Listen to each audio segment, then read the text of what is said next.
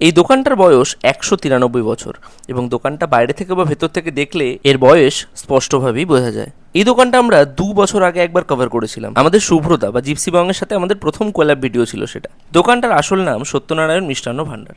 তবে এই অঞ্চলে এই দোকানটা লোকমুখে জলুয়ার কচুরি নামে পরিচিত। এখানকার ফেমাস খাবার হচ্ছে কচুরি, যার সঙ্গে একটা খুব পাতলা ডাল এনারা সার্ভ করেন। ডালের উপর দিয়ে কিছু একটা টক বা চাটনি মতো দেওয়া থাকে। এছাড়া এনাদের আরেকটা ফেমাস খাবার হলো রাবড়ি। সো আমরা এখান থেকে 1 প্লেট কচুরি নিলাম। কচুরি পার পিস 5 টাকা করে দাম। তবে তোমরা ক পিস নিতে চাও সেটা মেনশন করে দেবে, নয়তো 1 প্লেট বলে অর্ডার দিলে ওনারা কিন্তু 5 পিস করেই সার্ভ করে দেন। দেখো এই খাবারটা একদম সত্যি বলতে খেতে মোটামুটি, না খুব ভালো না আবার খুব খারাপ। এনাদের রাবড়িটাও খেতে ভালো, তবে রাবড়ির মধ্যে একটা মিষ্টি দইয়ের মতো টেস্ট তোমরা পাবে। যারা এখানকার রাবড়ি আগে খেয়েছো তারা এক্স্যাক্টলি বুঝবে যে আমি এটার টেস্ট ঠিকঠাক ডেসক্রাইব করতে পারলাম কিনা। ভোর 5টায় খোলে, রাত 10:30 বন্ধ। 193। এই দেখো ব্যারাকপুর স্টেশনের 1 নম্বরের দিকে বেরিয়ে আসলে সামনেই রয়েছে সুকান্ত সদন, তার ঠিক উল্টো দিকে এই 3 মাথার মোড়ে রয়েছে এই মিষ্টির দোকান।